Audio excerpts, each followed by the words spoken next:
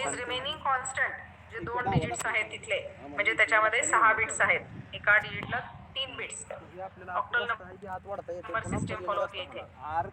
त्याच्यामुळे tag field will remain the same, only index field 9 bit address will be searched initially in the cache memory, जर नसेल तर main memory मध्ये. मग main memory मध्ये तो ॲड्रेस आणि डेटा ही पेअर इकडं कॅश मेमरी मध्ये कॉपी केली जाते. ओके, तर इथं हे एक्झाम्पल खाली दाखवलेलं आहे की मेन मेमरी याप्रमाणे ॲड्रेसेस आहेत 0002777 पर्यंत. मध्ये जिथं टॅग दाखवलेले आहेत 01, 02, 03 याप्रमाणे, तर ते टॅग जे आहेत ते कॅश मेमरी मध्ये सेपरेटली तयार केलेले असतात. कोणत्या टॅग मधल्या कोणत्या ॲड्रेसचा डेटा इथं आपल्याला मिळवायचा आहे, तो इंडेक्स ॲड्रेस बाहेर दिलेला आहे आणि आतमध्ये टॅग ॲड्रेस दिलेला आहे. तर कालही मी सांगितल्याप्रमाणे इथे पर्टिक्युलर टॅगला index address can be the same. हा एकच प्रॉब्लेम याच्यामध्ये येतो, एकाच टॅगला 2 इंडेक्स ॲड्रेस पण असू शकतात, म्हणून त्याच्या देता यायला पाहिजेत. आणि ते जे करेक्शन केलेलं आहे, तो जो प्रॉब्लेम ओव्हरकम केलेला आहे, it is in the set associative mapping. म्हणजे डायरेक्ट मॅपिंग आणि असोसिएटिव्ह मॅपिंग या दोन्हीचं जर कॉम्बिनेशन केलं तर it will become the set associative mapping.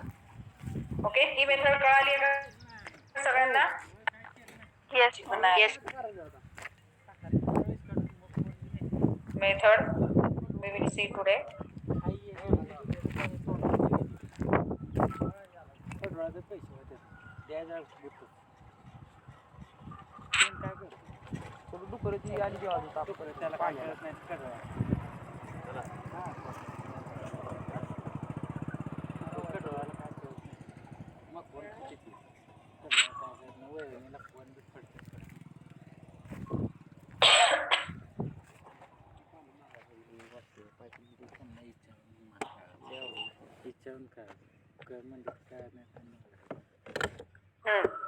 हे काल सांगितलेलं होतं मी.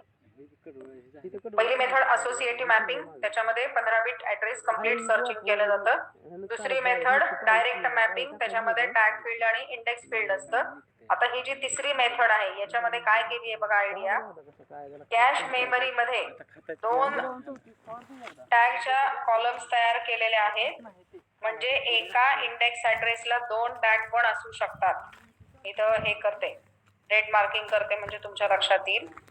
हे बघा, ह्या इंडेक्स ॲड्रेसला हा पण टॅग चालतो आणि हा पण टॅग चालतो.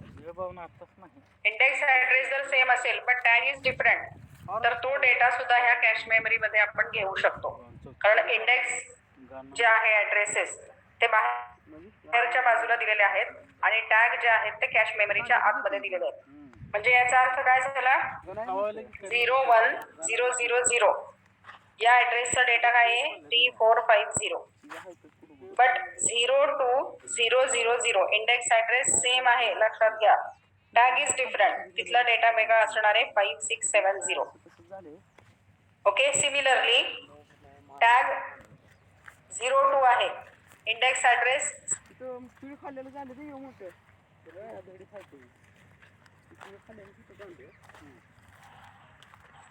02777 या ॲड्रेसचा डेटा काय आहे 6710. बरोबर. कुठं बघितला तुम्ही, इंडेक्स ॲड्रेस 777 बघितला आणि टॅग बघितला 02. आता टॅग आहे 00 but index address is again the same 00777. What is the data नाव 234. हा, बरोबर.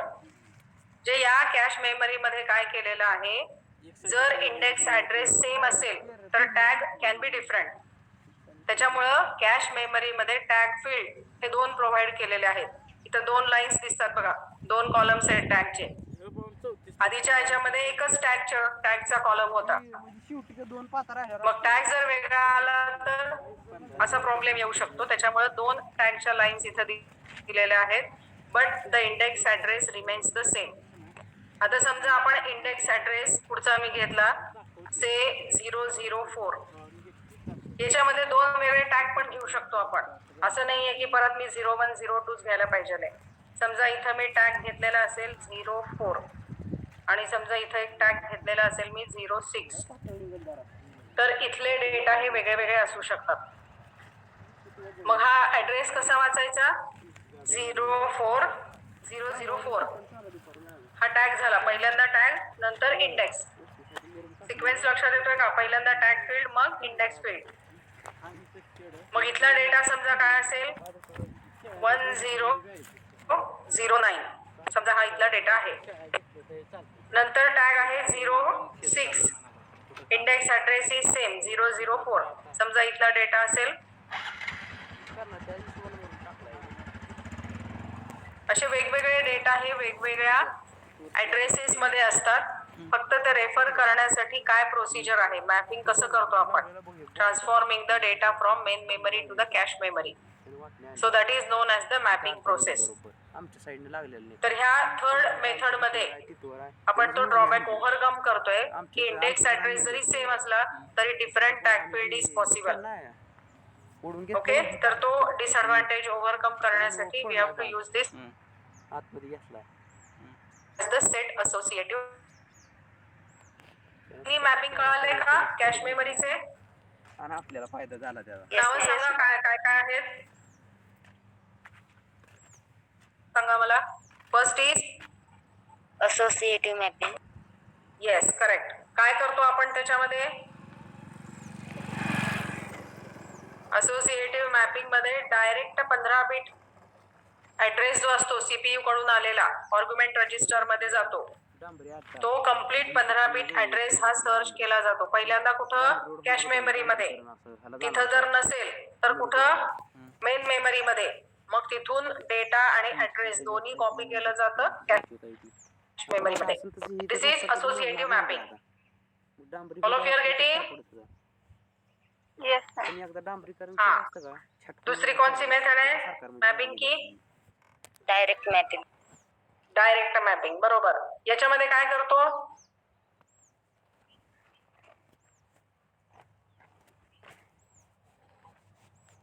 डायरेक्ट मॅपिंग मध्ये काय आहे? प्रोव्हिजन. 15च्या 15 बिट ऍड्रेस सर्चिंग केलं जातं का? नाही. मग काय करतो? दोन पार्ट मध्ये डिवाइड करू. काय कळते का नाही ती पूर्वी सांगायला उत्तर. इंडेक्स फील्ड, बरोबर. आणि टॅग जो असतो तो एक टॅग घेतला की तो कॉन्स्टंट तोच राहतो, सेम. त्याच्यामुळे टॅग परत शोधावा लागत नाही. Only it has to search 9 bit address which is the index address. Okay, म्हणजे 9 बिट हे ऍड्रेस लगेचच कॅश मेमरी मध्ये easily it can be search out. आणि जर नसेल, टॅग कॉन्स्टंट असतो, तो रिमेनिंग फक्त इंडेक्स ऍड्रेसचा जो असतो तो 9 बिट सर्चिंग केलं जातं. Again address data pair will be copied into the cache memory जर नसेल तर कॅश मेमरी मध्ये. Okay, that is the direct mapping. त्याच्यामध्ये प्रॉब्लेम एक काय आहे? इंडेक्स ऍड्रेस जर सेम असेल तर टॅग मला डिफरंट मिळायला पाहिजे. बरोबर आहे, म्हणजे टॅग जर वेगळे वेगळे आलेले असतील पण इंडेक्स ऍड्रेस जर सेमच असेल तर in that case again I should refer different tags for the same index address.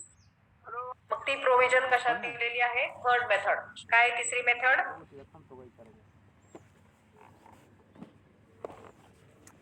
पहिले त्यांना माणसाला फोन लावून विचार येणार. What is the third mapping method? Set associative. बरोबर. ती इथं डायग्राम समोर आहे बघा तुमच्या. काय करतोय सेट असोसिएटिव्ह मध्ये? एकाच इंडेक्स ऍड्रेसला different tags we can provide. एकाच इंडेक्स ऍड्रेसला we can provide different tags. त्याच्यामुळे आपल्याला डिफरंट डेटा इझिली रेफर करता येतात. And those are either available in the cache memory और taken from the main memory and copied into the cache memory. त्याच्यामुळे CPU काय करतो? त्याला रिक्वायर्ड जो काही डेटा आहे तो पहिल्यांदा कॅश मेमरी मध्ये घेतो. Because cash memory is the fast user speed of operation म्हणून आपण म्हणत असतो की पहिल्यांदा कॅश क्लिअर करायला पाहिजे. मोबाईल मध्ये सुद्धा बघा डेटा जर खूप जास्त झालेला असेल तर पहिल्यांदा आपण कॅश क्लिअर करायला पाहिजे, म्हणजे स्पीड ऑफ प्रोसेसिंग हा वाढला जातो. पण ज्या गोष्टी रिक्वायर्ड नाहीये त्या गोष्टी अननेसेसरी जर कॅश मेमरी मध्ये राहिल्या तर काय होतं, स्पीड ऑफ ऑपरेशनला प्रॉब्लेम येतो. त्यामुळे पहिल्यांदा आपल्याला कॅश क्लिअर करायला पाहिजे and then we can have the access time very less, that is speed of processing will increase. Yes, all of you are getting about this cache memory. Yes, ma'am. समजलं का सगळ्यांना? Okay. Yes, ma'am. So after this cache memory, मला वाटतं 2-3 दिवस आपण cache memory शिकतोय. cache memory त्याचे हे इक्वेशन, हिट रेशो आणि त्याच्यानंतर मॅपिंग मेथड्स एवढं सगळं कॅश मेमरीचं आहे. त्याच्यानंतर दुसऱ्या टाइपची जी मेमरी आहे that is called as the associative memory. Okay, associative mapping method वेगळी बरं का, आणि associative memory this is one type of memory. तर ही जी असोसिएटिव्ह मेमरी आहे त्याची डायग्राम दाखवते मी तुम्हाला. Block diagram of the associative memory we will see first. त्याच्यामध्ये काही लाईन्स अंडरलाईन केलेल्या आहेत बघा. हे बघा, असोसिएटिव्ह मेमरी जी असते ती mainly the time required to find the required data can be reduced considerably if the stored data is identified by the content of data itself rather than by the address. त्याला काय म्हणायचं, content based memory. त्याला म्हणायचं associative memory. म्हणजे काय, आपण काय करतो, ऍड्रेस शोधतो आणि मग तिकडचा डेटा घेतो. त्याच्याऐवजी डायरेक्ट डेटा शोधायचा. Are you getting me? Instead of searching the address, directly search the data. Flat number हा आहे, तो फ्लॅट नंबर शोधायच्या ऐवजी तिथे राहणारा जो व्यक्ती आहे XYZ, डायरेक्ट हा XYZ पर्सन कुठे राहतो हेच विचारायचं. So that will be very easy. Okay, अमुक अमुक फ्लॅट नंबर, खूप मोठी बिल्डिंग आहे आणि एखादा नोन पर्सन आहे XYZ, तो पर्सन कुठे राहतो हे जर डायरेक्टली डेटा जर तुम्ही विचारलं तर you will get it very easily. So content directly search केलं जातं. So this type of memory is called as the associative memory. Okay, content based memory accessed by the content. Content ला इथं underline केलेलं बघा. Content याचा अर्थ काय, त्या ऍड्रेसला जो काही डेटा असतो डायरेक्ट त्या डेटा प्रमाणे सर्चिंग केलं जातं. So it is called as the content addressable memory, CAM, content addressable memory. So this type of memory is accessed simultaneously आणि parallel on the basic idea, basic data content rather than by the address or location. तर associative memory मध्ये जेव्हा data लिहिला जातो तेव्हा त्याला address दिला जात नाही.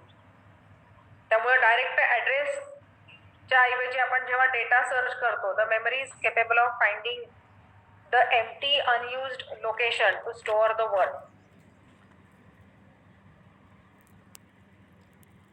मग तो जो वर्ड आपण स्टोअर केलेला असेल तो डायरेक्टली वर्ड त्या आर्ग्युमेंट रजिस्टर मध्ये टाकला की हा डेटा आपल्याला पाहिजे, डायरेक्टली त्या डेटा प्रमाणे सर्चिंग केलं जातं.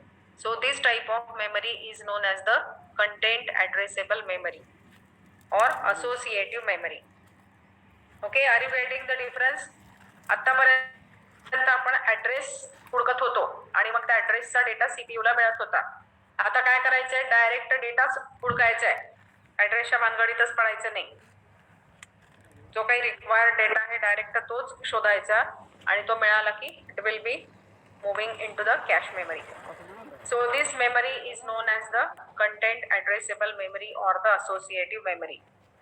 तर याच्यासाठी इंटरनल स्ट्रक्चर कसं असतं बघा, याची block diagram for associative memory. So it is given on the next page.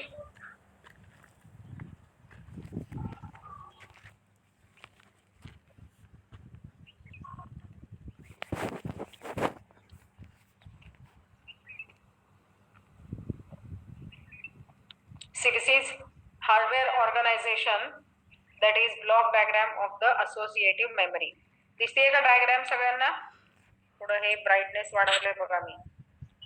Yes, all of you can see the block diagram on the screen. Yes, ma'am. Yes, ma'am. तर ही कशाची block diagram आहे? Associative memory. Associative memory म्हणजे काय सांगितलं मी? Content accessible memory. कंटेंटच directly डेटाच त्याच्यामधनं आपण ऍक्सेस करू शकतो या मेमरी मधनं. ऍड्रेसची भानगडच नाही. तर कसं असतं ह्याचं इंटरनल स्ट्रक्चर? पहिला जो एक आहे आर्ग्युमेंट रजिस्टर ए. ओके, आर्ग्युमेंट रजिस्टर म्हणजे जो डेटा आपल्याला रिक्वायर्ड आहे, जो आपल्याला डेटा पाहिजे आहे, तो आपण ह्या पहिल्यांदा आर्ग्युमेंट रजिस्टर मध्ये सीपीयू टाकतो. Okay, it is called as A. त्याच्या खाली एक की रजिस्टर आहे K. Okay, one more register here we are using, that is the key register K. त्यानंतर खाली ऍक्च्युअल असोसिएटिव्ह मेमरी ॲरे आणि त्याचं लॉजिक आहे. इथे त्याला इनपुट आपण देऊ शकतो, म्हणजे त्याच्यात आपल्याला डेटा स्टोअर पण करता येतो. वी कॅन रीड और वी कॅन राईट ऑल्सो, आणि मग जे आउटपुट असेल ते आपल्याला इथं मिळतं.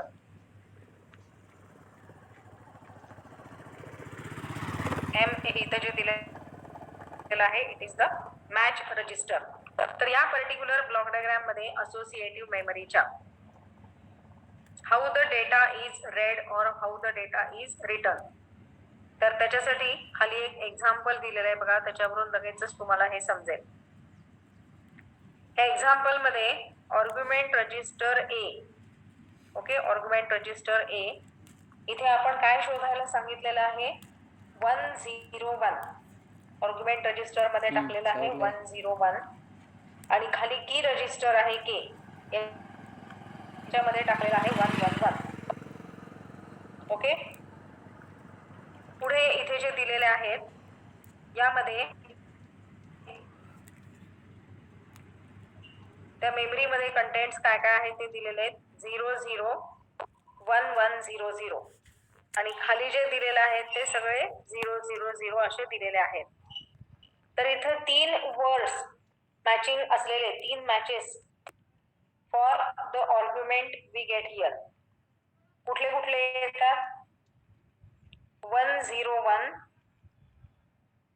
त्याच्यानंतर 010 आणि 100, असे 3 वर्ड्स याच्यामध्ये मॅचिंग असणारे मिळतात. सी हियर 101 आर्ग्युमेंट रजिस्टर प्रमाणे. त्याच्यानंतर 111. So these examples will show that 3 matches are there for the argument field. कारण ह्याच्यामधले शेवटचे जे लेफ्ट मोस्ट जे 3 बिट्स आहेत of the argument and the word are equal. आलं का इकडं? एकच मिनिट.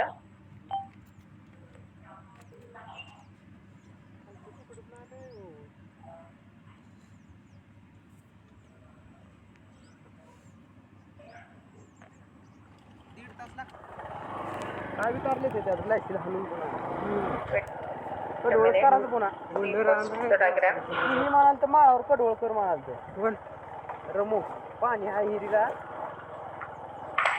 पाईपलाईन नाही उगं त्यांना सारखं मस्का लावा लागतो. त्या विचारूनच करायचं म्हणला कर देतो पाणी म्हणलं तर कर. थांबा मग इथं देतो मी डबा घेऊन. द्या पाणी आपलं कांदा येतो मग. ये टिक घेऊन ये का? हो, किती नंबर्स दिलेले आहेत त्याच्याप्रमाणे त्या मेमरीतले किती वर्ड्स मॅच होतात हे इथं समजतंय. आता इथं की रजिस्टर मध्ये 111 दिलेलं आहे. दोघांच्या गाड्या फुटते काय? Initial 3 bits should match to the given word. आईल टाकलं. So initial 3 bits will be 001 आणि त्याप्रमाणे इथून खालचा जो वर्ड मिळतोय आपल्याला तो 001 फक्त 100. दुसऱ्या केस मध्ये काय दाखवलेलं आहे किती रजिस्टर मध्ये 101 आहे. अगेन इट ती इज आणत्या मॅचिंग विथ झालं द सेम. लवाराचा आणते नाही लवाराचा आणते यायला काय तिला आनंद आहे रे. गवळी कुठं आहे पण ती गवळ्याची कुठं आहे वर लिहिलंय पोस्टर आनंद म्हणून. आनंद लोहारा असेल पुढे लोहारा असेल लोहारा जाईल आनंद आईल कोणतं टाकले पापा मोठे गल्प होता गल्प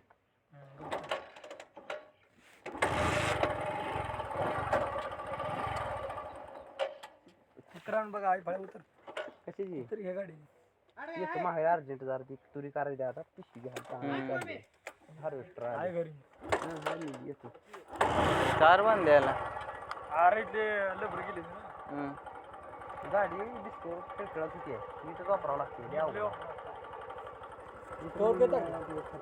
पडत नाही म्हणला